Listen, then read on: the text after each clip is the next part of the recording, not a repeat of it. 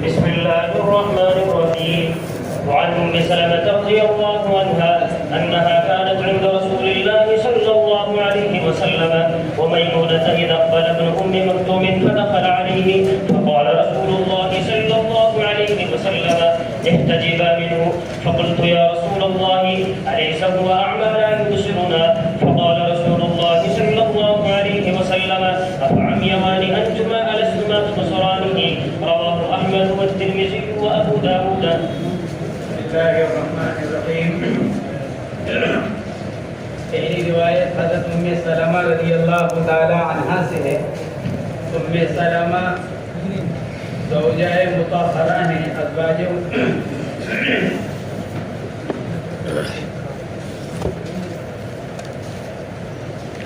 سلمہ بنت ابی امیہ ابن مغیرہ القرشیہ رضی اللہ تعالی عنہا. حضور اکرم صلی اللہ علیہ وسلم سے ان کا نکاح ہوا. نام ہے ان کا ہند. ام سلمہ کا نام ہے ہند. حضور پاک علیہ السلام سے شادی سے پہلے، نکاح سے پہلے حضرت ابو سلمہ رضی اللہ تعالی عنہ کے نکاح میں تھی اور ان سے ان کی اولاد بھی ہوئی، بیٹے بھی اور بیٹی بھی. ایک بیٹے کا نام سلمہ، ایک کا نام عمر، بیٹی کا نام زینب. اللہ رب العزت نے جب ان کو ایمان کی دولت مرحمت فرمائی، ان کو اور ان کے شوہر کو، تو مکہ مکرمہ سے ہجرت کر کر چلے. میاں بیوی اور بیٹا سلمہ، یہ تینوں حضرات ہجرت کر کر چلے. راستے میں خاندان والوں کو پتہ چلا کہ وہ ایمان قبول کر چکے ہیں اور مکہ چھوڑ کر جا رہے ہیں مدینہ منورہ.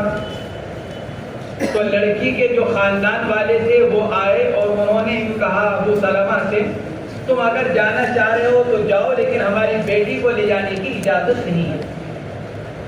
چنانچہ بیٹی یعنی حضرت ام سلمہ اور بیٹے سلمہ کو انہوں نے چھینا. ادھر سے ان کو معلوم ہو گیا تھا حضرت ابو سلمہ کے جو خاندان والے ہیں کہ ابو سلمہ اپنی بیوی بچوں کو لے کر جا رہے ہیں. دوسری طرف سے وہ آ گئے. انہوں نے دیکھا کہ لڑکی کے خاندان والوں نے ام سلمہ اور ان کے بیٹے کو لے لیا. تو انہوں نے کہا کہ لڑکی تو تمہاری ہے لیکن لڑکا تو ہمارا ہے، یعنی پوتا وہ تو ہمارا ہے، اس کو ہم تمہیں لے جانے کی اجازت نہیں دیں گے. ادھر سے لڑکی والوں نے یعنی ننیال نے کھینچا، ادھر سے ددیال نے کھینچا. حضرت سلمہ رضی اللہ تعالیٰ عنہ چھوٹی عمر کے بالکل بچے تھے. اس کھینچا تانی میں ان کا ہاتھ اتر گیا. مورخین نے لکھا ہے، محدثین نے، پھر ساری زندگی وہ ہاتھ ٹھیک نہیں ہو سکا. بچپن میں جو ہاتھ ان کا خراب ہوا پھر وہ ہاتھ ٹھیک نہیں ہو سکا. بہرحال ننیال لڑکی والوں نے بیوی کو لے لیا، لڑکے والوں نے بچے کو لے لیا. ابو سلمہ تنہا رہ گئے اور تنہا مدینہ منورہ ہجرت کی اپنی ایمان کی حفاظت کے لیے چلے گئے. 1 سال اسی حال میں گزارا. ادھر بیوی پریشان، ادھر بچہ روئے، ادھر ابو سلمہ پریشان مدینہ منورہ میں تنہا. پھر اللہ رب العزت نے کرم فرمایا اور ام سلمہ کے جو گھر والے تھے ان میں سے کسی کو رحم آیا ان کے حال پر اور انہوں نے ان کے لیے انتظام کر دیا مدینہ منورہ جانے کا. پھر حضرت ام سلمہ رضی اللہ تعالی عنہ ہجرت کر کر مدینہ منورہ اپنے شوہر حضرت ابو سلمہ رضی اللہ تعالی عنہ کے پاس پہنچے. کچھ عرصے کے بعد حضرت ابو سلمہ رضی اللہ تعالی عنہ کا انتقال ہو گیا، عدت گزر گئی. کچھ عرصے کے بعد حضرت ابوبکر صدیق رضی اللہ تعالی عنہ نے ان کو نکاح کا پیغام بھیجا. حضرت ام سلمہ انہوں نے قبول نہیں کیا. روایت کے اندر آتا ہے کہ جب حضرت ابو سلمہ رضی اللہ تعالی عنہ کا انتقال ہوا تو حضور اکرم صلی اللہ علیہ وسلم جب آئے، تشریف لائے ان کے گھر، تو آ کر فرمایا کہ دعا کرو اللہ سے، اے اللہ مجھے ان سے بہتر مرحمت فرما. جیسے کہ دعا ہے مسنون دعا کہ اللہ مجھے ان سے بہتر مرحمت فرما. حضرت ام سلمہ رضی اللہ تعالیٰ عنہ فرماتی ہے کہ نبی کریم علیہ السلام کے اس ارشاد فرمانے پر میں نے دعا تو کی کہ اللہ مجھے ابو سلمہ سے بہتر شوہر مرحمت فرما، لیکن میں ساتھ ساتھ یہ بھی سوچتی تھی اس سے بہتر کہاں ہوگا. یعنی ان کا جو ان کے ساتھ تعلق تھا نکاح کی وجہ سے، محبت کا، آپس کا، ذہنی موافقت کا، حضرت ابو سلمہ اور ام سلمہ کے درمیان جو تعلق اتنا مضبوط تھا تو ام سلمہ فرماتی ہے میں یہ سوچتی تھی کہ مجھے ان سے بہتر شوہر کہاں ملے. تو حضرت ابوبکر صدیق رضی اللہ تعالیٰ عنہ نے نکاح کا پیغام دیا لیکن انہوں نے کوئی جواب نہیں دیا. کچھ عرصے کے بعد حضور اکرم صلی اللہ علیہ وسلم نے حضرت عمر فاروق کو لے کر اپنے نکاح کا پیغام بھیجا. حضرت عمر فاروق کے ذریعے سے حضرت ام سلمہ کے پاس. حضرت ام سلمہ رضی اللہ تعالیٰ عنہ نے جواب میں عرض کیا یا رسول اللہ ایک تو میرے اندر غیرت بہت ہے, دوسرے میں بچوں والی عورت ہوں, میرے تو کئی بچے ہیں, اس لیے مجھے خیال ہوتا ہے. آپ علیہ السلام نے ارشاد فرمایا رہی غیرت کی بات ہم اس کے لیے اللہ سے دعا کریں گے, اور رہی بچوں کی بات اللہ بچوں کی پرورش کرے گا. بچوں کا کیا ہے, بچوں کی پرورش اللہ فرمائے گی.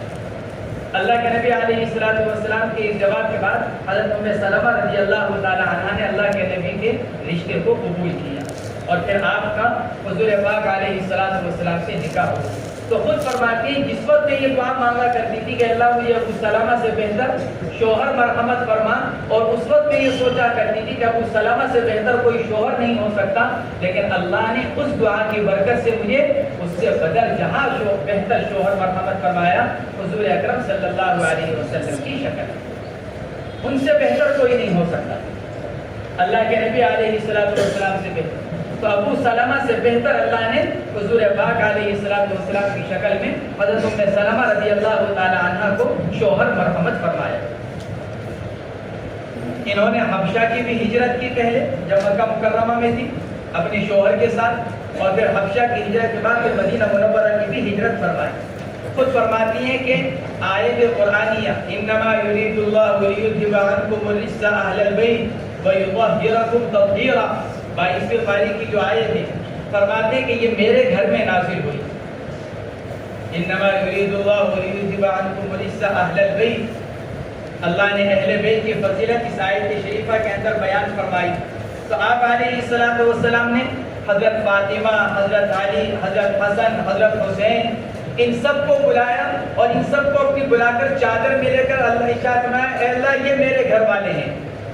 اللہم ہؤلاء بیتی, اے اللہ یہ ہیں میرے گھر والے. قرآن کہہ رہا ہے نا اہل البیت ویذھب عنکم الرجس اہل البیت, آپ کے گھر والوں سے گندگی کو دور کرنا چاہتا ہے اللہ اور ان کو پاک کرنا چاہتا ہے. تو اللہ کے نبی نے حضرت علی کو, حضرت فاطمہ کو, حضرت حسن اور حضرت حسین کو بلایا اور ایک چادر کے اندر لیا اور پھر ارشاد فرمایا کہ اللہ یہ میرے گھر والے ہیں. حضرت ام سلمہ رضی اللہ تعالیٰ عنہ فرماتی میں نے عرض کیا فقلت یا رسول اللہ انا من اہل البیت, کیا میں نہیں ہوں آپ کے گھر والوں میں سے؟ آپ نے انہی کو لیا تو کیا میں آپ کے گھر والوں میں سے نہیں؟ استفہام انا من اہل البیت, کیا میں نہیں ہوں آپ کے گھر والوں میں سے؟ آپ علیہ السلام نے ارشاد فرمایا بلا انشاءاللہ, کیوں نہیں اگر اللہ نے چاہا. یا آپ نے ان کو جواب میں ارشاد فرمایا بلا, ان کا بتلانا یہ مقصد ہے کہ یہ آیت شریفہ میرے گھر میں نازل ہوئی. یرید اللہ لیذھب عنکم الرجس اہل البیت ویطہرکم تطہیرا. امام باقری رحمۃ اللہ علیہ نے لکھا ہے سن 59 ہجری میں ان کا انتقال ہوا, حضرت ام سلمہ رضی اللہ تعالی عنہ کا. اور حضرت ابو ہریرہ رضی اللہ تعالی عنہ نے نماز جنازہ کی امامت فرمائی. امام ابن حبان رحمۃ اللہ علیہ نے سن 61 ہجری لکھا, امام واقدی نے 59 اور امام ابن حبان نے 61 ہجری کو لکھا.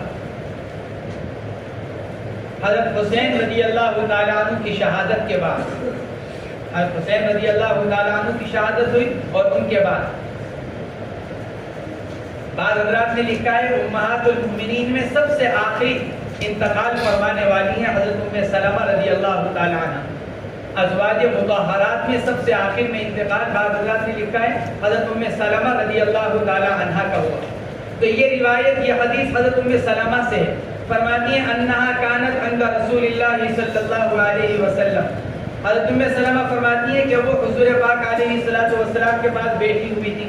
ومیمونۃ اذ اقبل ابن ام مکتوم, میمونۃ, میمونۃ, میمونتی, تینوں طرح اس کو پڑھا گیا. میمونہ کو مرفوع بھی پڑھا گیا, منصوب بھی پڑھا گیا اور مجرور بھی پڑھا گیا. ملا علی قاری وغیرہ حضرات محدثین نے لکھا ہے منسوب اظہر ہے، نسب کے ساتھ پڑھنا، اور اس کا عطف ہے انا کے اسم کے اوپر، انہا و میمونۃ۔ حضرت ام سلمہ فرماتی انہا و میمونۃ، وہ اور میمونہ دونوں ازواج مطہرات میں سے حضرت میمونہ رضی اللہ تعالیٰ عنہ، حضرت ام سلمہ فرماتی ہیں ہم دونوں حضور پاک علیہ الصلوۃ والسلام کی خدمت میں بیٹھی ہوئی تھی۔ کیوں بیٹھی ہوئی تھی؟ آپ سے بات کرنے کے لیے، آپ سے علم حاصل کرنے کے لیے۔ دونوں اہلیہ محترمہ ہیں، تو دونوں کیوں بیٹھی ہوئی تھی ایک ساتھ؟ محدثین نے لکھا ہے آپ سے بات کرنے کے لیے، آپ سے علم حاصل کرنے کے لیے۔ اذ اقبل ابن ام مکتوم، عبداللہ ابن ام مکتوم رضی اللہ تعالی عنہ آئے، صحابی ہیں عبداللہ ابن ام مکتوم، اور یہ نابینا ہیں۔ عبداللہ ابن ام مکتوم کی والدہ محترمہ کا نام عاتکہ ہے، عبداللہ ابن ام مکتوم کی والدہ کا نام عاتکہ، اور یہ عاتکہ حضرت خدیجہ رضی اللہ تعالی عنہا کی ماموزات بہن ہیں۔ حضرت عبداللہ ابن ام مکتوم رضی اللہ تعالی عنہ حضرت خدیجہ رضی اللہ تعالی عنہ کے ماموزات بھائی ہیں۔ عبداللہ ابن ام مکتوم صحابی نابینا، ان کے بارے میں سورہ عبس بھی نازل ہوئی، عبس وتولی ان جاءہ الاعمی، نابینا، قرآن نے جن کو نابینا قرار دیا یہی عبداللہ ابن ام مکتوم، انہی کے بارے میں یہ سورۃ شریفہ نازل ہوئی۔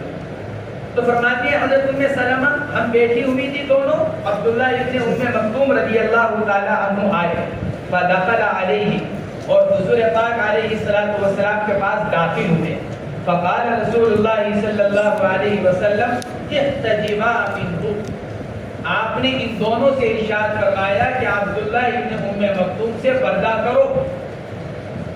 عبداللہ ابن ام مکتوم نابینا صحابی ہیں، دیکھ نہیں سکتے، اس کے باوجود اللہ کے نبی اپنی دونوں اہلیہ محترمہ سے ارشاد فرما رہے ہیں احتجبا منہ، دونوں ان سے پردہ کرو۔ حضرت ام سلمہ رضی اللہ تعالیٰ عنہ فرماتی میں نے عرض کیا یا رسول اللہ الیس هو اعمی لا یبصرون، اللہ کے نبی وہ تو نابینا ہے، ہمیں دیکھ بھی نہیں سکتے، پھر کیا ضرورت ہے پردہ کرنے کی؟ یہ تو نابینا ہے، ایسے نابینا نہ ہم کو پہچانتے ہیں، کیونکہ شروع سے نابینا تھے، یہ نہیں کہ پہلے بینا تھے بعد میں چوٹ لگنے کی وجہ سے کسی وجہ سے نابینا ہوا، شروع سے نابینا۔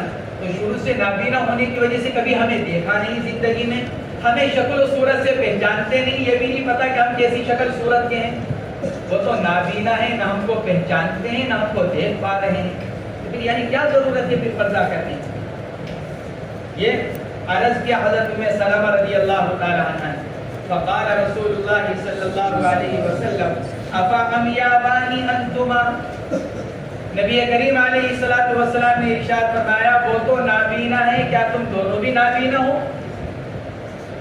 وہ تو اندھا ہونے کی وجہ سے تم کو نہیں دیکھ پائیں گے، لیکن تم تو بینا ہو، تمہاری تو آنکھیں اللہ نے دے رکھی ہیں، گویا کہ وہ تم کو نہیں دیکھ پائیں گے لیکن تم تو ایک اجنبی مرد کو دیکھو گی۔ افا امیابانی انتما، کیا تم نابینا ہو؟ الستما تبصرانی، کیا تم نہیں دیکھو گی ان کو؟ یہ ارشاد فرمایا حضور پاک علیہ الصلوۃ والسلام۔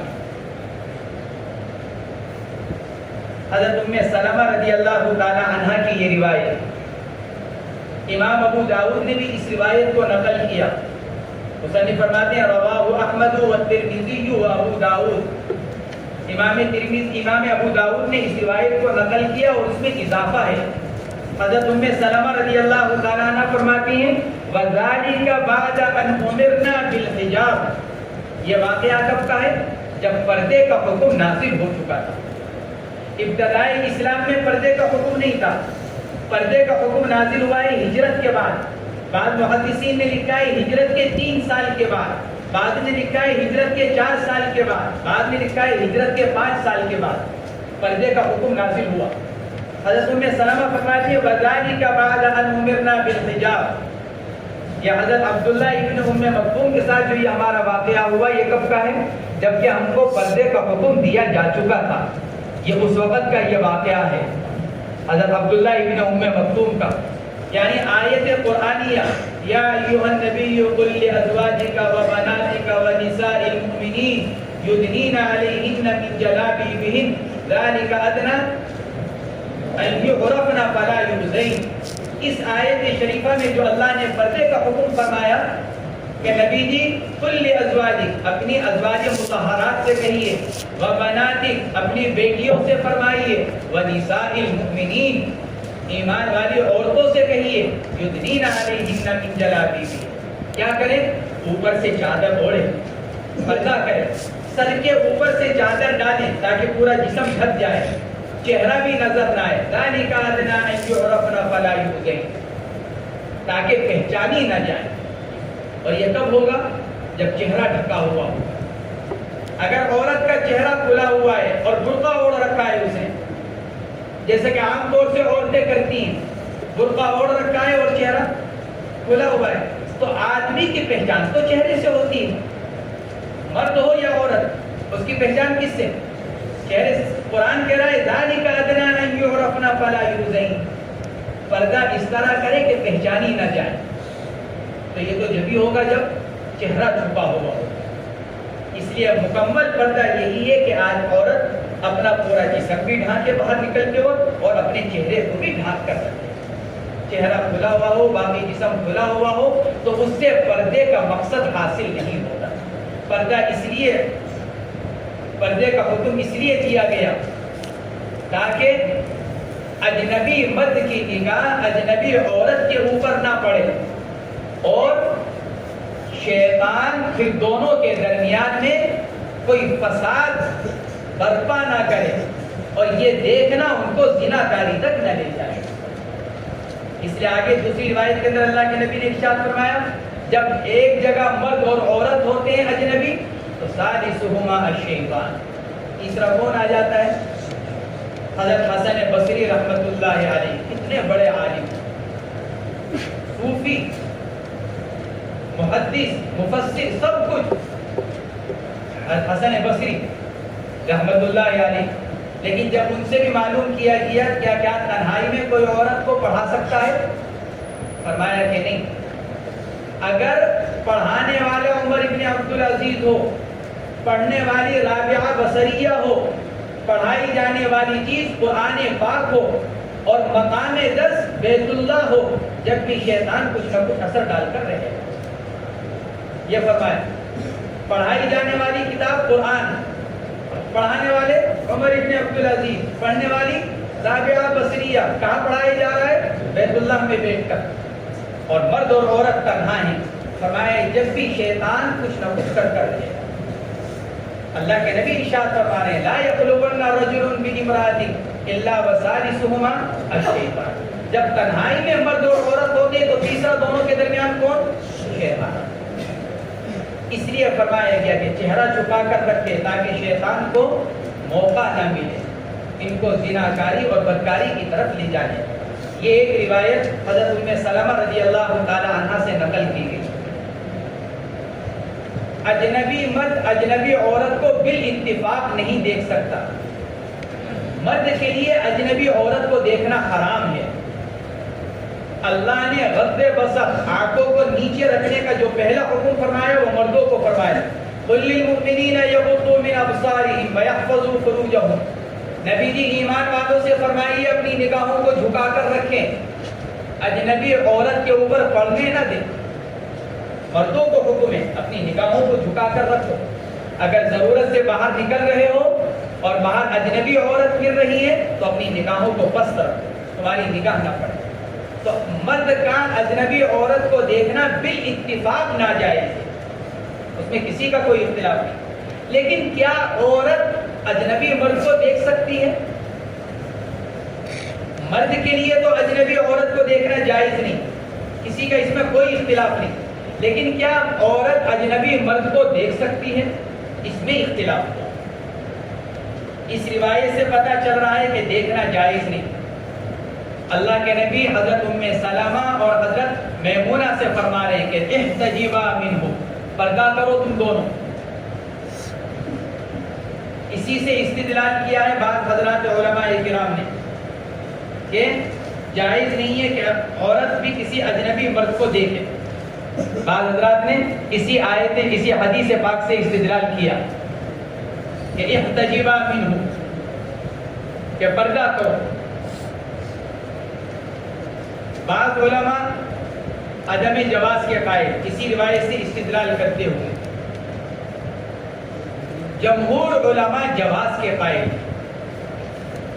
عورت اجنبی مرد کو دیکھ سکتی ہے، جمہور علماء جواز کے قائل. پھر حنفیہ اس کے اندر شرط لگاتے ہیں عدم شہوت کی. عورت کے لیے اجنبی مرد کو دیکھنا اس وقت جائز ہوگا جبکہ شہوت پیدا نہ ہو، عورت کو مرد کی طرف میلان پیدا نہ ہو. اس شرط کے ساتھ دیکھنے کی اجازت ہے. حضرت امام شافعی رحمۃ اللہ علیہ فرماتے ہیں کہ یہ شرط بھی نہیں ہے، مطلقاً عورت کے لیے دیکھنا جائز ہے. یہ آپس میں جمہور علماء میں اختلاف ہوا. جمہور علماء اس پر متفق ہیں کہ عورت اجنبی مرد کو دیکھ سکتی ہے. پھر حنفیہ عدم شہوت کی شرط لگاتے ہیں اور شافعیہ علی الاطلاق جواز کے قائل ہیں کہ دیکھ سکتے ہیں. جمہور علماء کی دلیل آگے آنے والی صفحہ 280 پر اما جان حضرت عائشہ رضی اللہ تعالی عنہ کی روایت ہے جو آگے آ رہی ہے. حضرت عائشہ رضی اللہ تعالی عنہ فرماتی ہیں حبشہ کے لوگ آئے مسجد نبوی میں، وہ اپنا کچھ کھیل دکھلا رہے تھے جو گراؤنڈ سا تھا، صحن سا، اس میں اپنا کھیل دکھلا رہے تھے. حبشی لوگ عجیب عجیب قسم کے کھیل دکھلا رہے تھے. تو میری عمر کم تھی، 16-17 سال ہوگی، کم عمر کی تھی. فرماتے ہیں حضور پاک علیہ الصلوۃ والسلام گھر میں تشریف فرما تھے. آپ نے چاہ سنا عائشہ تمہارا بھی دیکھنے کو جی چاہ رہا ہے کیا؟ عرض کیا رسول اللہ جی ہاں. تو آپ علیہ الصلوۃ والسلام دروازے پر کھڑے ہو گئے، دروازے پر کھڑے ہوئے. حضرت عائشہ رضی اللہ تعالیٰ عنہ اللہ کے نبی کے اوٹ میں کھڑی ہوئی پیچھے، اور پیچھے کھڑے ہو کر یوں ذرا سا منہ نکال کر حبشیوں کا کھیل دیکھا بہت دیر تک. جب خود جی بھر گیا پھر ہٹی تو حضور پاک علیہ الصلوۃ والسلام اس کے بعد تشریف لے گئے. حضرت عائشہ خود فرماتی ہیں کہ میں نے کتنی دیر دیکھا ہوگا اس سے اندازہ لگاؤ کہ میری عمر کم تھی، اور کم عمر بچے کھیل کود کے زیادہ شوقین ہوتے ہیں. یعنی بتلانے یہ مقصد کہ میں نے بہت دیر تک دیکھا، لیکن نبی علیہ الصلوۃ والسلام نے اس وقت شوہر کا کردار ادا کیا. کیا؟ بیوی کی خواہش کو پورا کیا. آپ کھڑے ہیں آدھا گھنٹہ 1 گھنٹہ جتنی دیر بھی ہوگی، 10 منٹ 15 منٹ، وہ ایک الگ چیز ہے. اللہ کے نبی علیہ الصلوۃ والسلام نے بحیثیت شوہر کے پھر اس سے ایک مسئلہ بھی نکل آیا کہ اجنبی عورت اجنبی مرد کو دیکھ سکتی ہے. یہ مسئلہ تو بعد میں نکلا، لیکن پہلے اللہ کے نبی علیہ الصلوۃ والسلام نے کیا کیا؟ اپنی اہلیہ کی خواہش کو پورا کیا. وہ کھیل دیکھنا چاہ رہی ہے، اللہ کے نبی علیہ الصلوۃ والسلام کھڑے رہے. حضرت عائشہ رضی اللہ تعالیٰ عنہ ان کے پیچھے کھڑے ہو کر حبشیوں کا کھیل دیکھتے رہے. اس روایت سے استدلال کیا ہے حضرات جمہور علماء، عورت اجنبی مرد کو دیکھ سکتی ہے. اس سے جمہور علماء نے استدلال کیا. جو لوگ عدم جواز کے قائل ہیں انہوں نے حضرت عائشہ کی روایت کا جواب یہ دیا کان ذالک قبل الحجاب. حضرت عائشہ رضی اللہ تعالیٰ عنہ کے جو دیکھنے کا واقعہ ہے وہ کب کا ہے؟ پردے کا حکم نازل ہونے سے پہلے کا. لہٰذا اس سے استدلال اس بات پر درست نہیں کہ عورت اجنبی مرد کو دیکھ سکتی ہے. لیکن علامہ سیوطی رحمۃ اللہ علیہ نے اس کا رد کیا. علامہ سیوطی رحمۃ اللہ علیہ نے لکھا ہے کہ یہ واقعہ سن 7 ہجری کا ہے. حبشیوں کا آنا اور اپنا کھیل دکھلانا یہ واقعہ سن 7 ہجری کا ہے. اور نزول حجاب کے بارے میں مختلف اقوال ہیں، لیکن تینوں قول اس سے پہلے کے ہیں، 3، 4، 5. بعض حضرات نے کہا کہ پردے کا حکم 3 میں، بعض نے کہا 4 میں، بعض نے کہا 5 میں. اس لیے علامہ سیوطی رحمۃ اللہ علیہ نے لکھا ہے کہ یہ بات کہ یہ واقعہ پردے کے حکم کے نزول سے پہلے کا ہے، یہ بات صحیح نہیں، اس لیے کہ حبشہ کے لوگوں کا آنا سن 7 ہجری میں ہوا اور اس سے کہیں پہلے پردے کا حکم نازل ہو چکا تھا۔ یہ علامہ سیوطی رحمۃ اللہ علیہ نے لکھا ہے اس کے بارے میں۔ اور حضرت عائشہ رضی اللہ تعالی عنہا کی عمر اس وقت 16 سال کی، تقریباً 15-16 سال کی حضرت عائشہ رضی اللہ تعالی عنہا ہو چکی تھی۔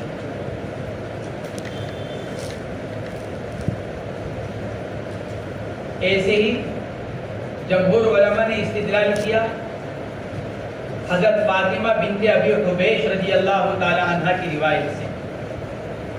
حضرت فاطمہ بنت ابی حبیش رضی اللہ تعالی عنہ کو ان کے شوہر نے طلاق دے دی تھی۔ فاطمہ بنت قیس رضی اللہ تعالی عنہ کو ان کے شوہر نے طلاق دے دی تھی۔ عدت گزارنے کا مسئلہ پیش آیا کہ عدت کہاں گزارے، کیونکہ گھر سے بھی نکال دیا تھا۔ اب یہ عدت کہاں گزارے؟ اللہ کے نبی علیہ السلام نے ان کو فرمایا جاؤ عبداللہ ابن ام مکتوم کے گھر جا کر اپنی عدت پوری کر لو، وہ نابینا آدمی ہے، تم کو دیکھ نہیں سکیں گے اور تم سہولت کے ساتھ وہاں اپنی ضرورتوں کو پورا کر سکو گے۔ یہ اللہ کے نبی علیہ السلام نے حضرت فاطمہ بنت قیس سے فرمایا۔ تو لا محالہ جب انہوں نے وہاں عدت گزاری ہوگی تو حضرت عبداللہ ابن ام مکتوم کے اوپر نظر بھی پڑی ہوگی۔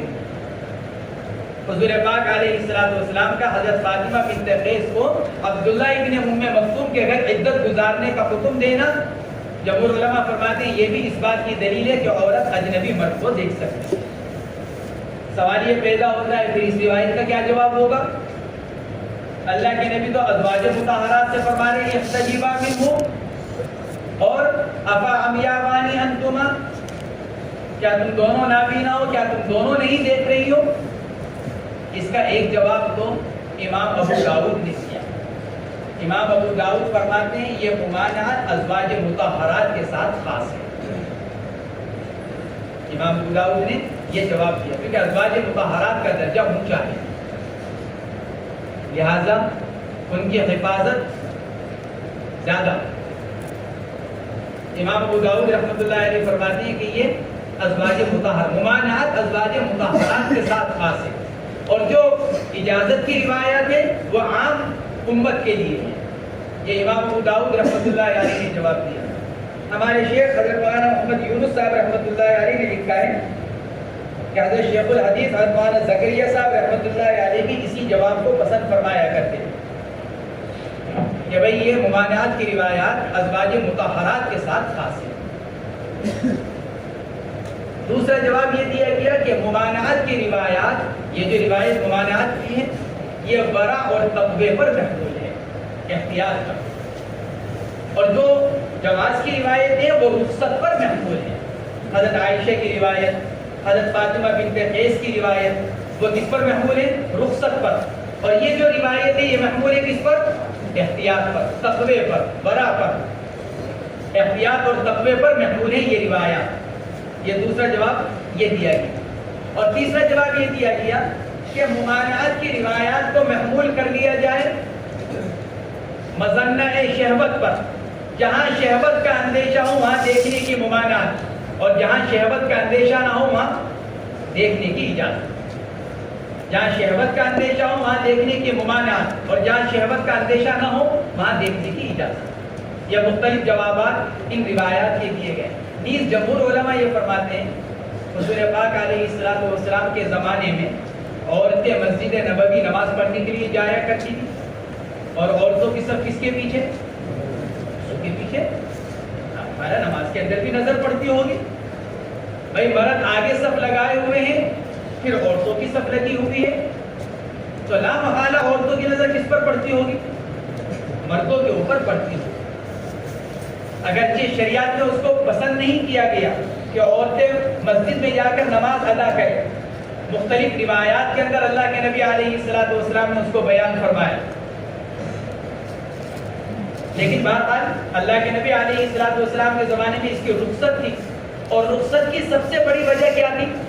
اللہ رب العزت نے دین جس طرح مردوں کے لیے اتارا اسی طرح عورتوں کے لیے اتارا، اور اس زمانے میں دین کا نزول ہو رہا تھا، لہذا مرد بھی سیکھنے کے محتاج تھے اور عورتیں بھی سیکھنے کی محتاج تھیں، اس لیے عورتوں کو گنجائش دی گئی تھی مسجد میں جا کر نماز ادا کرنے کی۔ بہرحال ان سے استدلال کیا ہے حضرات جمہور علماء نے، افا امیابانی انتما، کیا تم دونوں اندھی ہو؟ کیا تم دونوں کو نظر نہیں آتا؟ امیابان امیابن کا تسنیہ اور وہ مؤنث اعما کا، امیابان، افا امیابان یا امیابان یہ تسنیہ ہے امیابن کا، اور امیابن مؤنث اعما کا۔ اس میں ممدود کو جب تسنیہ لایا جاتا ہے تو پھر حمزہ کو واو سے بدل دیا جاتا ہے، امیابن حمزہ آ رہا ہے، امیابان تسنیہ ہے امیابن کا، تو امیابن میں واو نہیں ہے، امیابن میں کیا ہے؟ حمزہ۔ نحات نے لکھا ہے جب حمزہ ممدود کو تسنیہ لایا جاتا ہے تو پھر حمزہ کو واو سے بدل دیا جاتا ہے، تو امیابن کا جو حمزہ تھا جب اس کو تسنیہ بنایا گیا تو حمزہ کو واو سے بدل کر امیابان کر دیا گیا۔ جیسے حمراءن مفرد اس کا تسنیہ لایا جاتا ہے حمراءان، ایسے امیابن مفرد اس کا تسنیہ لایا جا رہا ہے امیابان۔ افا امیابانی انتما الستما تبصرانی، کیا تم ان کو نہیں دیکھ رہی ہو؟ وعن بهز بن حكيم عن أبيه عن جده رضي الله عنه قال قال رسول الله صلى الله عليه وسلم احفظ عورتك إلا من زوجتك أو ما ملكت يمينك، فقلت يا رسول الله أفرأيت إن كان الرجل خاليا؟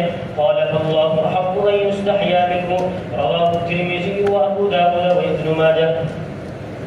حضرت بہز ابن حکیم رضی اللہ تعالی عنہ سے یہ روایت، بہز ابن حکیم صحابی نہیں ہے، یہ روایت یہ سند اسی طرح ہے جیسے عمرو بن شعیب کی سند ہے، عمرو بن شعیب عن ابیہ عن جدہ، ایسی بہز ابن حکیم عن ابیہ عن جدہ، یہ سند حضرت عمرو بن شعیب رضی اللہ تعالی عنہ کی، حضرت عمرو بن شعیب کی سند کی طرح ہے، عن بہز ابن حکیم عن ابیہ عن جدہ۔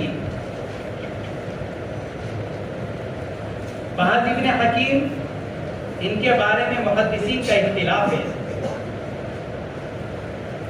کہ یہ معتبر ہیں کہ نہیں۔ بہز ابن حکیم ابن معاویہ ابن حیدہ رضی اللہ تعالی عنہ، معاویہ ابن حیدہ صحابی ہیں یعنی جد، بہز ابن حکیم عن ابیہ عن جدہ، تو حضرت بہز ابن حکیم ابن معاویہ، تو حضرت معاویہ صحابی رسول ہیں۔ حضرت بہز اپنے باپ کے واسطے سے اپنے دادا یعنی حضرت معاویہ رضی اللہ تعالیٰ عنہ سے نقل کر، ایک تو مشہور صحابی حضرت معاویہ ابن ابی سفیان، یہ دوسرے صحابی حضرت معاویہ ابن حیدہ رضی اللہ تعالیٰ عنہ، یہ ان کے دادا ہیں۔ علماء کا ان کے بارے میں اختلاف ہوا بہز ابن حکیم کے بارے میں۔ ابو حاتم فرماتے ہیں لا یحتج بہ، قابل احتجاج نہیں، بہز ابن حکیم قابل احتجاج نہیں۔ اور علامہ ابن حبان رحمۃ اللہ علیہ نے لکھا ہے یخطئ کثیرا، بھائی غلطیاں بہت کرتے ہیں نقل کرنے میں، روایات کے نقل کرنے میں بعض ابن حکیم غلطیاں کرتے ہیں، اور خود ان کے بارے میں امام ابن حبان رحمۃ اللہ علیہ نے فرمایا ہے کہ بعض ابن حکیم ان روات میں سے ہیں جن کے بارے میں مجھ کو استخارہ کرنا پڑا کہ میں ان سے روایت نقل کروں یا نہ کروں، ان کے بارے میں کیا حکم لگاؤں، ثقہ ہونے کا کہ ضعیف ہونے کا۔ وَهُوَ مِمَّنْ أَسْتَخِيرُ اللَّهَ بِهِ فِيهِ، یہ ان لوگوں میں سے جن کے بارے میں مجھ کو اللہ سے استخارہ کرنا پڑا کہ میں ان کے بارے میں کیا حکم لگاؤں۔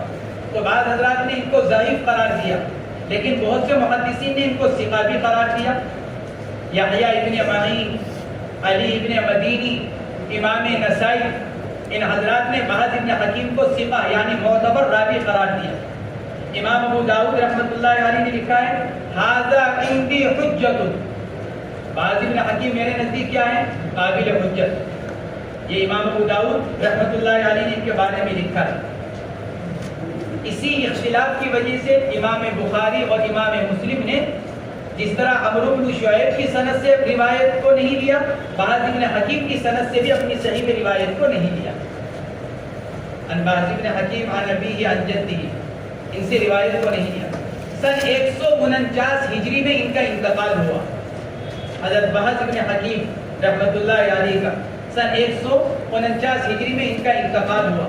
ان سے یہ روایت ہے۔ حضرت بہز بن حکیم رضی اللہ تعالیٰ عنہ فرماتے ہیں، حضرت بہز بن حکیم رضی اللہ تعالیٰ عنہ عن ابیہ عن جدہ، جد سے مراد حضرت معاویہ بن حیدر رضی اللہ تعالیٰ عنہ جو صحابی ہیں۔ قال قال رسول اللہ صلی اللہ علیہ وسلم، آپ علیہ الصلوۃ والسلام نے ارشاد فرمایا، احفظ عورتک الا من زوجتک او ما ملکت یمینک، اپنی سطر کی حفاظت کرو، احفظ عورتک، اپنی شرمگاہ اور سطر کی حفاظت کرو، یعنی کیسے؟ بولنے سے یا جماع کرنے سے۔ اپنی شرمگاہ کا استعمال نہ کرو جماع کے ذریعے سے، مگر کہاں؟ الا من زوجتک او ما ملکت یمینک، بیوی، آدمی کے لیے بیوی سے اپنی، اب بیوی کے سامنے اپنا سطر کھولنا بھی جائز اور بیوی سے جماع کرنا بھی جائز۔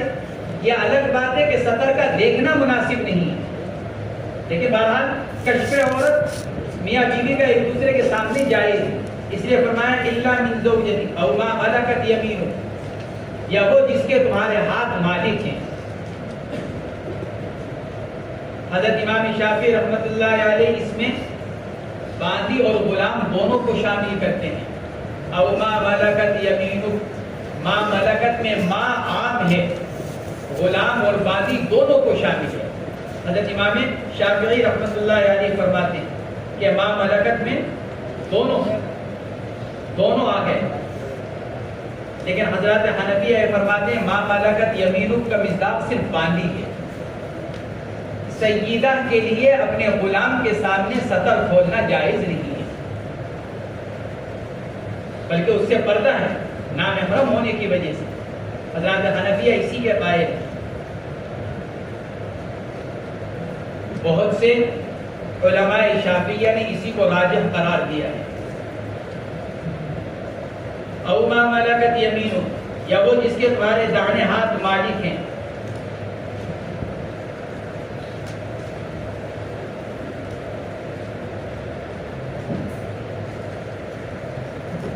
قلت یا رسول اللہ افرأیت اذا کان الرجل خالیا، میں نے عرض کیا یا رسول اللہ اگر آدمی تنہائی میں ہو تو پھر کیا حکم ہے؟ افرأیت اذا کان الرجل خالیا، اللہ کے نبی علیہ السلام نے سطر کے کھولنے سے منع فرمایا۔ میں نے عرض کیا یا رسول اللہ اگر آدمی تنہائی میں ہو، ارشاد فرمایا فاللہ احق ان یستحیا منہ، اللہ زیادہ حقدار ہے، زیادہ لائق ہے اس بات کا کہ اس سے شرم کی جائے۔ یعنی جس طرح آدمی لوگوں کے سامنے اپنا سطر کھولنے سے شرماتا ہے، تو اللہ جل جلالہ اس شرم کے زیادہ لائق ہے، کیونکہ اللہ تنہائی میں بھی دیکھنے والے ہیں۔ جس طرح اللہ جلوت میں دیکھنے والے، اسی طرح اللہ خلوت میں دیکھنے والے۔ اللہ جلوت میں کوئی سطر کھولتا ہے جب بھی دیکھتے ہیں، لیکن جلوت میں اپنا سطر کھولنے والا بے ادب ہے، اور خلوت میں سطر کھولنے والا بے ادب تو نہیں لیکن مناسب اور بہتر نہیں۔ اللہ جل جلالہ بے ادب کو پسند نہیں فرماتے، اس لیے لوگوں کے سامنے اپنے سطر کا کھولنا یہ زیادہ برا ہے، اور شریعت اس کی ممانعت کرتی ہے۔ تنہائی کے بارے میں ارشاد فرمایا افرأیت اذا کان الرجل خالیا ای فی خلوۃ عن الناس، خالیا ای فی خلوۃ عن الناس، تنہائی میں لوگوں سے الگ ہو بالکل۔ قال فاللہ احق ان یستحیا منہ، آپ نے فرمایا اللہ یا اللہ کے فرشتے، جیسے ماں قبل کی حدیث میں بھی گزر چکا ہے، فإن معکم من لا یفارقکم، تمہارے ساتھ ہر وقت ایسی مخلوق رہتی ہے جو تم سے کبھی الگ نہیں ہوتی۔ تو اس سے مراد کون؟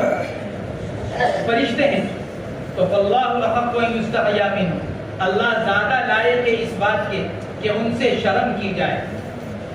یہ ارشاد فرمایا اللہ کے نبی علیہ السلام نے۔ علامہ ابن بطال رحمۃ اللہ علیہ مشہور مالکی امام ہیں، عالم، انہوں نے لکھا ہے کہ یہ حدیث حضرات فقہاء کرام کے نزدیک محمول ہے کس پر؟ استحباب پر۔ آدمی کے لیے تنہائی میں بھی مستحب یہ کہ سطر نہ کھولے۔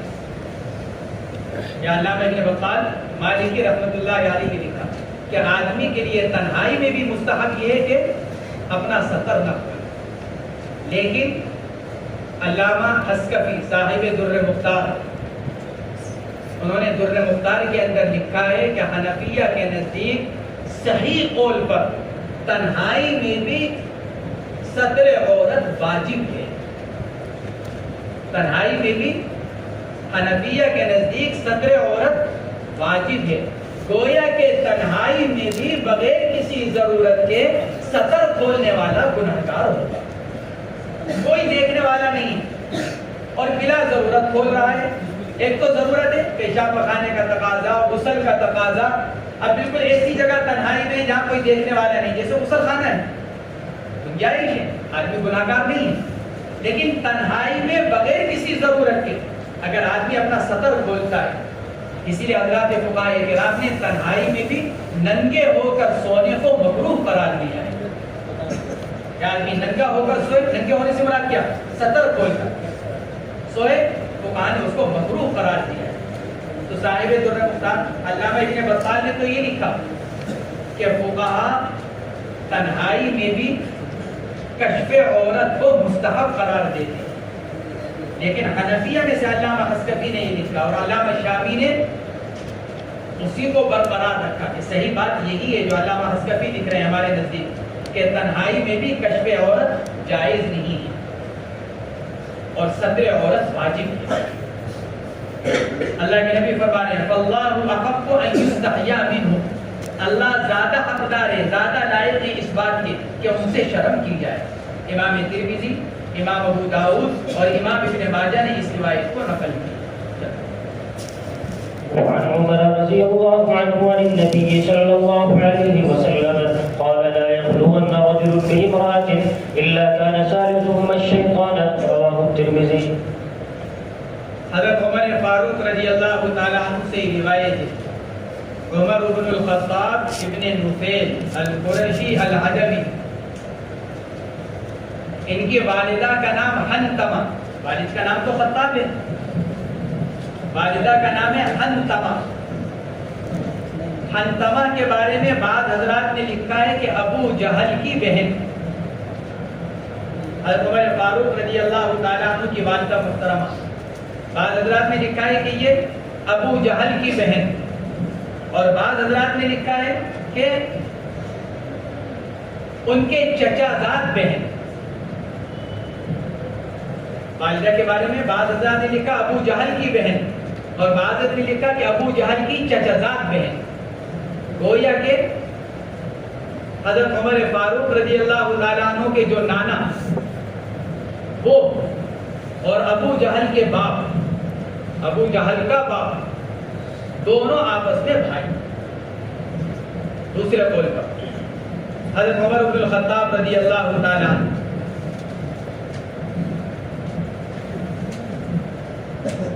بعثت نبوی سے 30 سال پہلے پیدا ہوئے، یعنی جب اللہ کے نبی علیہ السلام کو نبوت دی گئی، حضرت عمر فاروق رضی اللہ تعالیٰ عنہ کی عمر مبارک 30 سال تھی۔ 30 سال کی عمر میں جا کر 30 سال کی عمر میں اللہ کے نبی علیہ السلام کی بعثت ہوئی۔ مشہور صحابی ہیں عبداللہ ابن مسعود رضی اللہ تعالیٰ عنہ، ان کے بارے میں فرمایا کرتے تھے کہ ما عبدنا اللہ جہرتا حتی اسلم عمر،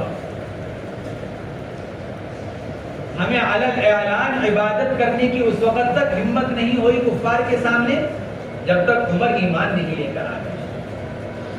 حضرت عمر فاروق رضی اللہ تعالیٰ عنہ کے زمانے کے ایمان لانے سے پہلے صحابہ کرام انفرادی عبادت کیا کرتے تھے اور زیادہ تر چھپ کر کیا کرتے تھے، تنہائی میں۔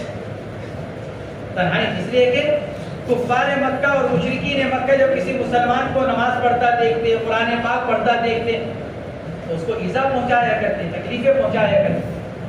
لیکن جب حضرت عمر فاروق رضی اللہ تعالیٰ عنہ ایمان لے کر آئے، عبداللہ ابن مسعود فرماتے ہیں ما عبدنا اللہ جہرۃ حتی اسلم عمر، ہمیں اس وقت تک علن اعلان عبادت کرنے کی ہمت نہیں پڑی جب تک عمر فاروق ایمان نہیں لے کر آئے. عمر فاروق اللہ کے نبی کے مانگے ہوئے. روایت کے اندر آتا ہے حضور پاک علیہ الصلوۃ والسلام نے دعا مانگی تھی، اللہم اید الاسلام بابی جہل بن ہشام او بعمر بن الخطاب. اور ایک روایت کے اندر آتا ہے اللہ کے نبی نے دعا مانگی تھی، اے اللہ ان دونوں میں سے آپ کو جو محبوب ہو اس کے ذریعے سے ایمان کو، اسلام کو قوت عطا فرما. ایک روایت کے اندر یہ الفاظ آتے ہیں من احبہما الیک، اے اللہ ان دونوں میں سے آپ کو جو محبوب ہے آپ اس کو ایمان کی دولت مرحمت فرما دیں. ایمان کا واقعہ مشہور ہے، ان کا اپنی بہن حضرت فاطمہ رضی اللہ تعالیٰ عنہ کے ساتھ جو واقعہ پیش آیا مار پیٹ کا اور اس کا واقعہ مشہور ہے. تو یہ اللہ کے نبی علیہ الصلوۃ والسلام کی دعاؤں کا نتیجہ ہے. حضرت عمر فاروق گویا کہ حضرت اللہ کے نبی کے مانگے ہوئے. بعض روایات کے اندر آتا ہے، یہ تو بیہقی شریف کی روایت ہے، یہ ابن ماجہ شریف کی روایت ہے، ان سے نکل گئی. حضرت عمر فاروق رضی اللہ تعالیٰ عنہ جب ایمان لے کر آئے، صحابہ کرام کو ایک خوشی تھی، اللہ کے نبی کو خوشی تھی. حضرت جبرائیل حاضر ہوئے، آ کر عرض کیا یا رسول اللہ عمر فاروق کے ایمان لانے سے خوشی ہو رہی ہے؟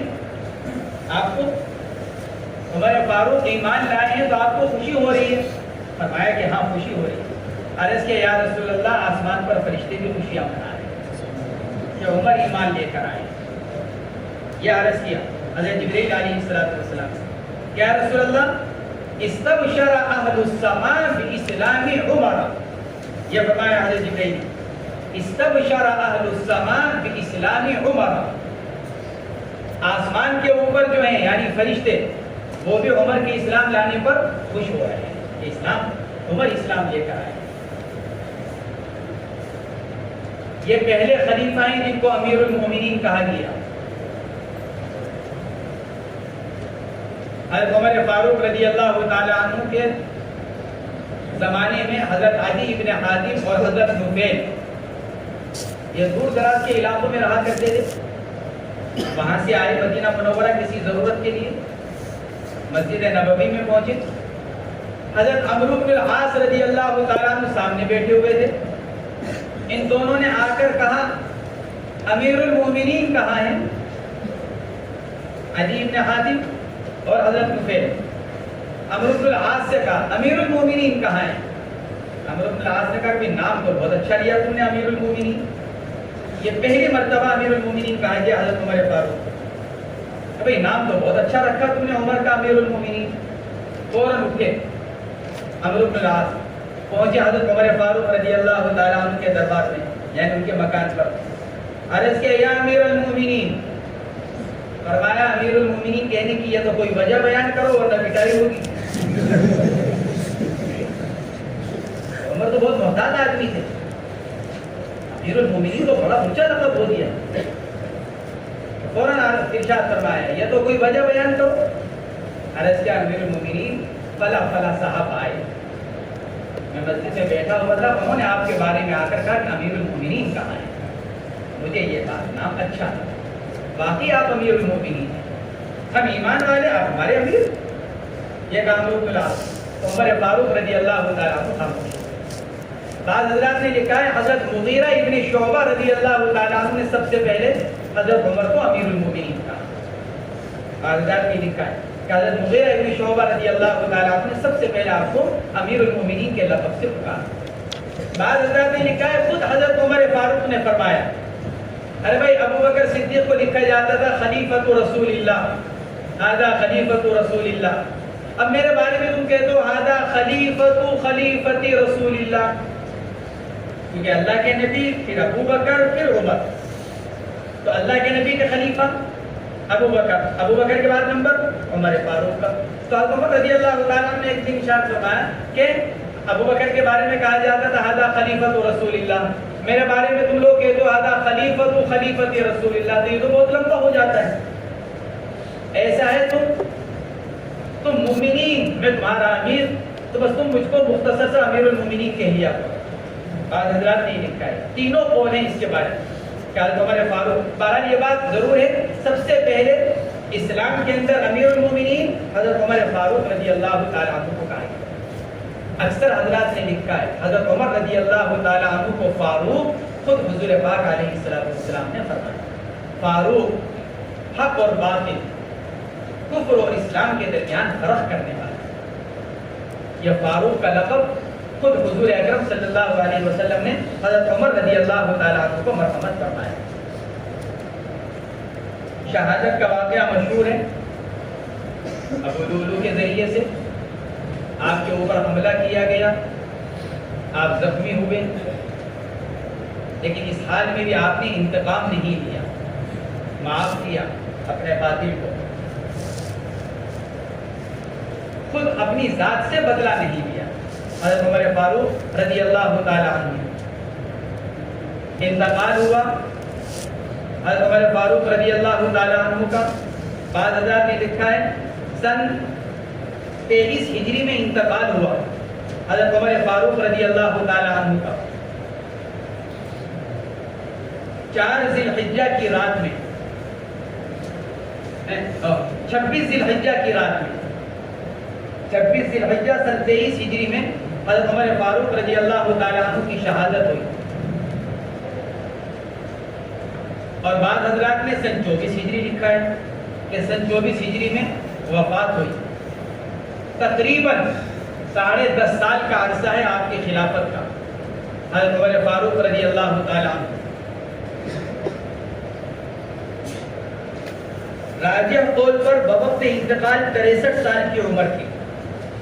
اللہ کے نبی کی عمر مبارک بھی 63 سال، حضرت ابوبکر صدیق کی عمر مبارک بھی 63 سال، حضرت عمر فاروق کی بھی 63 سال۔ راجح قول یہی ہے، اگرچہ دوسرا قول یہ ہے کہ حضرت عمر رضی اللہ تعالیٰ عنہ کی عمر 55 سال تھی بوقت انتقال، لیکن وہ قول مرجوح ہے۔ اصل قول، صحیح قول وہی ہے کہ 63 سال عمر تھی۔ جب انتقال ہوا تو جنازہ تیار کیا گیا، حضرت صہیب رومی رضی اللہ تعالیٰ عنہ نے نماز جنازہ کی امامت فرمائی، حضرت صہیب رضی اللہ تعالیٰ عنہ، اور قبر میں صاحبزادہ محترم حضرت عبداللہ، حضرت عثمان غنی، حضرت سعید بن زید اور حضرت عبد الرحمن بن عوف اترے۔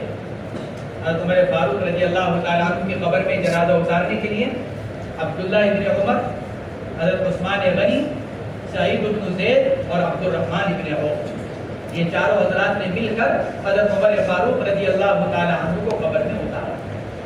یہ روایت حضرت عمر فاروق رضی اللہ تعالیٰ عنہ سے فرماتے ہیں، عن عمر رضی اللہ تعالیٰ عنہ عن النبی صلی اللہ علیہ وسلم قال لا يخلون رجل بامرأة الا كان ثالثهما الشیطان۔ ثالثهما اگر اس کو مرفوع پڑھا جائے تو الشیطان منصوب، اور اگر ثالثہما کو منصوب پڑھا جائے تو الشیطان کو مرفوع پڑھا جائے۔ حضور اکرم صلی اللہ علیہ وسلم کے ارشاد ہے، نہ تنہائی میں جمع ہو مرد عورت کے ساتھ، یعنی اجنبی عورت کے ساتھ نہیں جمع ہوتا ہے، مگر ان میں سے تیسرا ان کے ساتھ تیسرا شیطان ہوتا ہے، اور شیطان فساد بچاتا ہے، لہذا یہ تنہائی عام طور سے زناکاری تک پہنچا دیتی ہے، اس لیے فرمایا اِلَّا كَانَ ثَالِثُهُمَا الشَّيْطَانُ۔ چلو، وعن جابر رضي الله عن النبي صلى الله عليه وسلم قال لا تلجوا على المغيبات إن الشيطان يجري من أحدكم مجرى الدم قلنا ومنك يا رسول الله قال ومني ولكن الله أعانني عليه فأسلم رواه الترمذي۔ حضرت جابر رضی اللہ تعالیٰ عنہ سے روایت ہے کہ نبی کریم علیہ السلام نے ارشاد فرمایا لا تلجوا على المغيبات فإن الشيطان يجري من أحدكم مجرى الدم۔ نہ داخل ہوا کرو ایسی عورتوں پر جن کے شوہر غائب ہیں، یعنی لمبے زمانے سے گئے ہوئے ہیں۔ مغیبات جمع مغیبتن کی، وہ عورت کے جس کا شوہر لمبے عرصے سے غائب ہے، ان کے اوپر تنہائی میں جانے سے اللہ کے نبی علیہ السلام منع فرما رہے ہیں۔ لا تلجوا علی المغیبات. کیوں ان کو خاص طور سے کیوں بیان کیا گیا؟ ہر اجنبی عورت کے پاس جانے کی ممانعت ہے. آدمی کے لیے ہر اجنبی عورت کے پاس جانے کی ممانعت ہے. ٹھیک اسی کو خاص طور سے کیوں بیان کیا گیا لا تلجوا علی المغیبات؟ محدثین نے لکھا ہے اصل میں اس کی وجہ یہ ہے کہ شادی شدہ جو عورت ہوتی ہے چونکہ اپنے شوہر کے ذریعے سے اپنی خواہشات نفسانیہ اور جماع کے عادی ہو چکی ہوتی ہے، اور جب شوہر لمبے وقت کے لیے سفر میں چلا جاتا ہے یا غائب ہو جاتا ہے تو اس کی خواہشات بڑھ جاتی ہیں، زناکاری کا اندیشہ زیادہ ہے. اس لیے خاص طور سے ان کو بیان کیا گیا لا تلجوا علی المغیبات. حاشیے میں لکھا ہوا ہے وتخصیص المغیبات بالذکر لشدت اشتیاقهن الى البقاء وارتفاع المانع. زنا کی طرف ان کا اشتیاق، ان کی طبیعت کا میلان، اور دوسری بات کیا کہ کوئی مانع موجود نہیں ہے گھر میں. گھر میں جب شوہر موجود ہوتا ہے 2-4 گھنٹے کے لیے نکلا ہوا ہے کام پر یا اس پر، تو بیوی کو یہ خیال ہوتا ہے کسی بھی وقت آ سکتا ہے، اور بیوی کو یہ بھی خیال ہوتا ہے کہ جب میری ضرورت پوری کرنے کے لیے شوہر موجود ہے تو اجنبی مرد کو دیکھنے کی کیا ضرورت. لیکن جس کا شوہر لمبے زمانے کے لیے چلا جائے، غیر ملک گیا ہوا ہے کمانے کے لیے، سالوں سال نہیں آتے شوہر، 2 سال 3 کی سال میں جا کر چکر لگاتے ہیں. اللہ نے عورت کے اندر خواہشات رکھی، یہی وجہ ہے مسلمانوں کے اندر زناکاری جو بڑھ رہی ہے. آدمی دنیا کمانے کے لیے اپنی جوان بیویوں کو گھروں میں چھوڑ کر نکل جاتے ہیں. اب گھر میں بھائی بھی ہے، گھر میں باپ بھی ہے، گھر میں بھانجے اور بھتیجے بھی ہیں، گھر میں آنے والے خاندان کے دیگر مرد بھی ہیں، جس کی وجہ سے عورت غیر مردوں کی طرف چل پڑتی ہے. اس لیے اللہ کے نبی علیہ السلام نے خصوصی طور پر ارشاد فرمایا لا تلجوا علی المغیبات فإن الشیطان یجری من احدکم مجرى الدم. شیطان چلتا ہے تم میں سے ہر ایک کے خون کے چلنے کی جگہ میں. فإن الشیطان یجری من احدکم مجرى الدم. حقیقت بھی مراد ہو سکتی ہے، جس طرح خون رگوں کے اندر چلتا ہے ارشاد فرمایا جا رہا ہے اسی طرح شیطان بھی چلتا ہے، کیونکہ شیطان کا جسم انتہائی لطیف ہے. جیسے خون کے اندر کوئی رکاوٹ نہیں آتی، پورے جسم میں چلتا ہے، اور جس عضو کے اندر رکاوٹ آ جائے وہی عضو مر جاتا ہے اس کا، انسان کا. اگر ہاتھ کے اندر خون کا دوران رک جائے ہاتھ بیکار، ٹانگ کے اندر رک جائے ٹانگ بیکار، اور دل کے اندر رک جائے تو آدمی بیکار. پھر تو جنازے پر ہی اس کو لے کر جانا پڑتا ہے میت کو اگر خون کا دوران رک جائے. تو جس طرح انسان کے جسم کے رگوں میں خون دوڑتا ہے اسی طرح شیطان بھی دوڑتا ہے. یا تو یہ حقیقت پر مبنی ہے. بعض حضرات نے لکھا ہے کہ یہاں پر اس سے مراد کیا استعارہ، مراد ہے کثرت وساوس، یعنی جس طرح انسانی جسم کے اندر خون دوڑ رہا ہے اسی طرح شیطان پورے انسانی جسم کو وساوس کے اندر مبتلا رکھتا ہے، وسوسے ڈالتا ہے اس کے دل کے اندر، اس کے جسم کے اندر. تو مراد استعارہ یعنی وساوس کا ڈالنا. دونوں قول یہاں پر نقل کیے گئے. فإن الشیطان یجری من احدکم مجری الدم. مراد کیا ہے؟ یعنی شیطان کو غلبہ ہے انسان کے اوپر، جہاں ذرا سا غفلت اختیار کرتا ہے شیطان اس کے اوپر قابو پا لیتا ہے. حدیث پاک کے اندر فرمایا گیا جب آدمی اللہ کا ذکر کرتا ہے شیطان بیٹھا ہوا ہے. ان الشیطان جاسم علی قلبہ، حدیث پاک میں فرمایا گیا ان الشیطان جاسم علی قلبہ، جسم ساسے جس کے معنی ہے دل کو چمٹا ہوا ہونا. شیطان دل کو چمٹا ہوا ہے. جب آدمی اللہ کا ذکر کرتا ہے شیطان دور ہو جاتا ہے، اور جب آدمی غفلت میں پڑتا ہے یعنی گناہوں میں غفلت میں جب جاتا ہے وسوسہ. فَإِذَا ذَكَرَ اللَّهَ خَنَسَ وَإِذَا غَفَلَ وَسْوَسَ. حدیث پاک میں فرمایا گیا جب آدمی اللہ کا ذکر کرتا ہے خانہ سا شیطان دور ہو جاتا ہے، اللہ کا ذکر اس کو دل سے دور کر دیتا ہے. وَإِذَا غَفَلَ، اور جب آدمی کا دل غافل ہوتا ہے، آدمی غافل ہوتا ہے، وسوسہ، تو شیطان کیا کرتا ہے؟ دل کے اندر وسوسے ڈالتا ہے. اسی کو فرما رہے ہیں ان الشیطان یجری من احدکم مجری الدم. قلنا ومنک یا رسول اللہ، عرض کیا یا رسول اللہ کیا آپ کے ساتھ بھی شیطان ہے؟ کیونکہ یہ ارشاد فرمایا ان الشیطان یجری من احدکم مجری الدم، شیطان خون کی طرح دوڑتا ہے انسانی جسم کے اندر. نبی علیہ السلام بھی انسان ہے. تو صحابہ کو فوراً سوال پیدا ہوا وَمِنْكَ یا رسول اللہ، اللہ کے نبی آپ بھی انسان ہیں، تو کیا انسان ہونے کے ناطے آپ کے ساتھ بھی یہی معاملہ ہے؟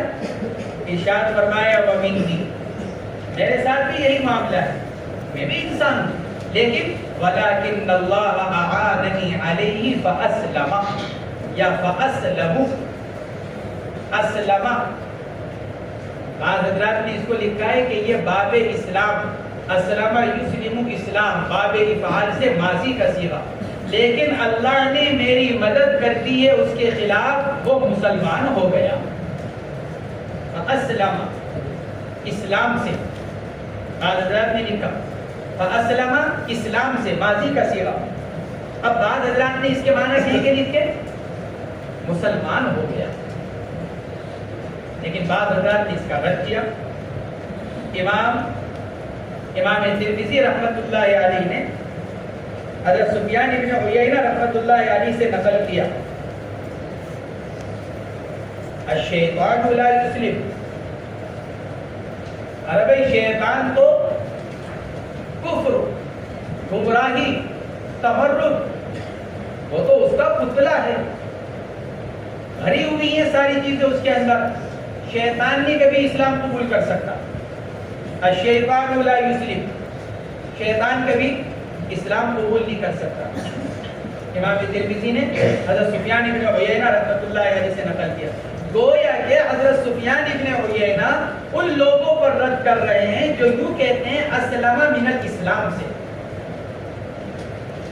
تو سفیان بن عیینہ ان کے اوپر رد کر رہے ہیں کہ الشیطان لا یسلم، شیطان نہیں کبھی اسلام قبول کر سکتا. بعض حضرات نے لکھا کہ اسلم ماضی کا ہی صیغہ، اسلام سے ہی، لیکن معنی مسلمان ہونا نہیں، بلکہ معنی ہے انقاد واستسلم وکف عن وسوسته. اسلم کے معنی کیا؟ مطیع اور فرما بردار ہونا. اللہ نے میری شیطان کے خلاف مدد فرمائی، وہ خود میرا کیا ہو گیا؟ لوگ تو شیطان کے فرما بردار بنتے ہیں، میرا شیطان میرا فرما بردار بن گیا. میں جو کہتا ہوں وہ کرتا ہے. ضروری نہیں کہ مسلمان ہوا ہو. جیسے کتنے ہی جنات ہیں، کافر جنات ہوتے ہیں، آدمی وظائف کے ذریعے سے ان کو اپنا تابع کر لیتا ہے تو اس کے فرما بردار بن جاتے ہیں. سیدنا حضرت سلیمان علیہ نبینا علیہ الصلوۃ والسلام کے بارے میں خود قرآن پاک نے بیان کیا. شیاطین ان کے تابع تھے، جو حکم دیتے تھے حضرت سلیمان، شیاطین اس کو پورا کیا کرتے تھے. وَمِنَ الشَّيَاطِينِ مَن يَغُوصُونَ لَهُ وَيَعْمَلُونَ لَهُ عَمَلًا دُونَ ذَلِكَ، شیاطین کام کیا کرتے تھے ان کے لیے. تو بعض حضرات نے لکھا ہے کہ اسلم باب اسلام سے ہی، لیکن معنی کہیں گے اطاعت اختیار کرنا، فرما برداری اختیار کرنا اور وسوسہ ڈالنے سے رک جانا. بعض حضرات نے اس کے یہ معنی ہے. بعض حضرات فرماتے ہیں یہ ہے اسلم، مضارع کا صیغہ، متکلم اسلم، اور اسلم سلامت سے، سلام یسلم، سلامتی کا حاصل ہونا، سلامت سے، سلام یسلم سلامتن. بعض حضرات نے لکھا یہ فاسلم، پھر معنی کیا ہوں گے؟ اللہ نے میری مدد کی ہے شیطان کے خلاف، فاسلم، میں اس سے محفوظ ہو گیا. یعنی وہ مجھے نقصان نہیں پہنچا سکتا، مجھے گمراہ نہیں کر سکتا، یہ گمراہی کے وساوس میرے دل کے اندر نہیں ڈال سکتا. دوسرا اس کا مطلب یہ بیان کیا گیا کہ اسلم باب سلامت سے. بعض حضرات نے یہ لکھا ہے. اکثر حضرات نے لکھا ہے کہ اسلمہ زیادہ بہتر ہے. اسلمہ ایک روایت کے اندر آتا ہے، صاحب لمحات شیخ عبدالحق محدث دہلوی رحمۃ اللہ علیہ نے لکھا ہے، بعض روایات کے اندر آتا ہے اللہ کے نبی علیہ السلام نے ارشاد فرمایا، کان شیطان آدم کافرا و شیطانی مسلما. آدم علیہ السلام کا جو شیطان تھا وہ تو کافر تھا، لیکن میرا جو شیطان ہے وہ مسلمان ہے. کان شیطان آدم کافرا و شیطانی مسلما. آدم علیہ السلام کا شیطان کافر اور میرا شیطان مسلمان. یہ شیخ عبدالحق محدث دہلوی رحمۃ اللہ علیہ نے اس روایت کو نقل کیا. اس لیے فرماتے ہیں میرے نزدیک تو یہی معنی مختار ہے، فَأَسْلَمَ مِنَ الْإِسْلام سے. صاحب تحفۃ الاحوذی مشہور غیر مقلد عالم علامہ عبد الرحمن صاحب مبارک پوری، انہوں نے بھی اس روایت کو نقل کیا، کان شیطان آدم کافرا و شیطانی مسلما. لیکن ساتھ ساتھ یہ بھی لکھا ہے کہ مجھے یہ معلوم ہے کہ اس روایت کو کس نے نقل کیا. حدیث کی کتابوں میں یہ روایت کہاں ہے؟ نقل تو ہوتی چلی آ رہی ہے واسطہ در واسطہ، لیکن یہ کہ محدثین میں سے اس کو کس نے اس کی تخریج کی، کس نے اس کو نقل کیا، مجھے یہ روایت ملی نہیں. فرماتے ہیں وَلَٰكِنَّ اللَّهَ أَعَانَنِي عَلَيْهِ فَأَسْلَمَ. لیکن اللہ نے میری مدد فرمائی شیطان کے خلاف، فَأَسْلَمَ، اور وہ شیطان مسلمان ہو گیا، یا میں شیطان سے محفوظ ہو گیا، یا شیطان میرا فرما بردار بن گیا، اس نے میری اطاعت اختیار کر لی. وعن انس رضي الله عنه ان النبي صلى الله عليه وسلم اتى فاطمه بعبد قد وهبه لها وعلى فاطمه ثوب اذا قطعت به راسها لم يبلغ رجليها واذا غطت به رجليها لم يبلغ راسها.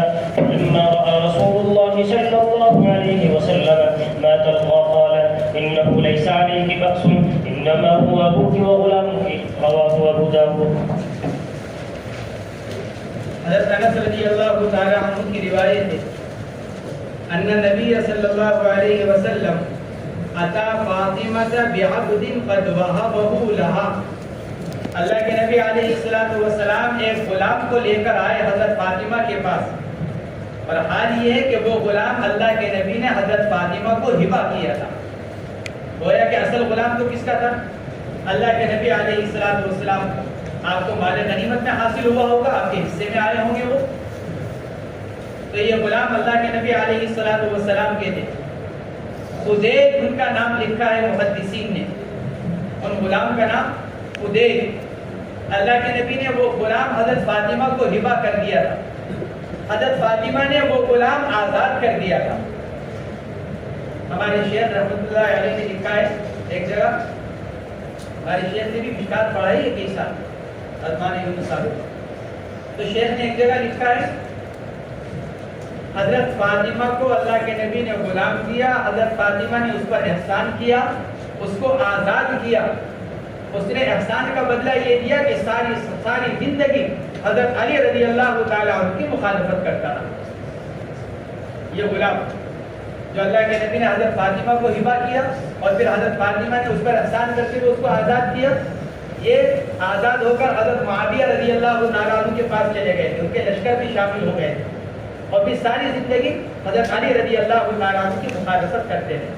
تو اللہ کے نبی علیہ السلام نے غلام ہدیہ کیا حضرت فاطمہ رضی اللہ تعالیٰ عنہ. وعلی فاطمہ ثوب، اور حضرت فاطمہ رضی اللہ تعالیٰ عنہ کے اوپر ایک کپڑا تھا تو اوڑھ رکھا تھا. اذا قنعت به رأسها لم يبلغ رجليها، چادر چھوٹی تھی، اگر سر ڈھانپتی اس سے کپڑے سے تو پاؤں تک نہیں پہنچ رہی تھی.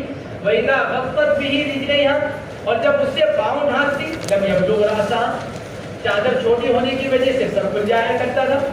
فلما رأى رسول اللہ صلی اللہ علیہ وسلم ما تلقى، اللہ کے نبی علیہ السلام نے جب ان کی مشقت کو دیکھا یا ان کی شرم و حیا کو دیکھا، شرما رہی ہیں یا تو سر کھل رہا ہے یا پاؤں کھل رہا ہے. حضرت فاطمہ رضی اللہ تعالی عنہ تو انتہائی حیادار عورت تھی.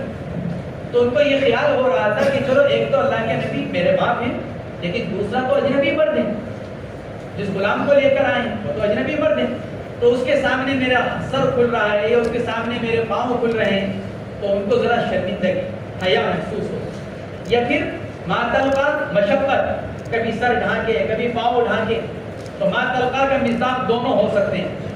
آج اللہ کے نبی نے جب ان کی اس مشقت کو دیکھا یا شرم و حیا کو دیکھا، آپ نے ارشاد فرمایا لیس علیک بأس، ارے بھائی کوئی حرج کی بات نہیں، انما هو ابوکی و غلامکی، آنے والے ایک تمہارے والد ہیں اور دوسرے تمہارے غلام ہیں، لہٰذا اتنا پریشان ہونے کی ضرورت نہیں اور اتنا پردہ کا اہتمام کرنے کی ضرورت ہے. یہ ارشاد فرمایا اللہ کے نبی علیہ السلام نے. اس سے معلوم ہوا سیدہ کے لیے اپنے غلام سے پردہ نہیں ہے. اللہ کے نبی حضرت فاطمہ سے فرما رہے ہیں کہ اتنا پردے کا اہتمام کرنے کی ضرورت نہیں، انما هو ابوکی و غلامکی، تمہارے والد ہیں اور تمہارے غلام ہیں. تو اس سے معلوم ہوا کہ سیدہ، کیونکہ اللہ کے نبی نے تو حضرت فاطمہ کو ہبہ کر دیا، اب مالکہ اس کی کون؟ حضرت فاطمہ. تو مالکہ کے لیے سیدہ کے لیے اپنے غلام سے پردہ ضروری نہیں ہے. حضرت امام شافعی رحمۃ اللہ علیہ اسی کے قائل ہیں اور اس سے استدلال کرتے ہیں. نیز قرآن پاک کی آیت وَلَا يُبْدِينَ زِينَتَهُنَّ إِلَّا لِبُعُولَتِهِنَّ وَآبَائِهِنَّ وَآبَاءِ بُعُولَتِهِنَّ، اس میں آگے جا کر آتا ہے أَوْ مَا مَلَكَتْ أَيْمَانُهُنَّ. تو مَا مَلَكَتْ أَيْمَانُهُنَّ امام شافعی فرماتے ہیں اس کا مصداق مرد اور عورت دونوں، غلام اور بانی. اللہ عورتوں کو حکم دے رہا ہے لا یبدین زینتہن، اپنے مواقع زینت کو ظاہر نہ کرو. مواقع زینت چہرہ، ہاتھ، پاؤں، کان میں بالی پہنی جاتی ہے، ناک میں پہنی جاتی ہے، ماتھے پر لگایا جاتا ہے، ہاتھ میں چوڑیاں پہنی جاتی ہیں، پاؤں میں بازیں پہنی جاتی ہیں، انگلیوں میں انگوٹھی پہنی جاتی ہے. زینتہن ای مواضع زینتہن، جو زینت کے مواضع ہیں، مواقع ہیں، ان کو مت ظاہر کرو. آگے کچھ مستثنیات بیان کیے گئے، شوہروں کے سامنے اجازت، باپ کے سامنے اجازت، بیٹوں کے سامنے اجازت. آگے چل کر کیا فرمایا او ما ملکت ایمانکم، جن کے تم مالک، عورتوں سے خطاب ہے، جن کے تم مالک. امام شافعی فرماتے ہیں اس کا مصداق مرد بھی ہے اور غلام بھی اور بانی.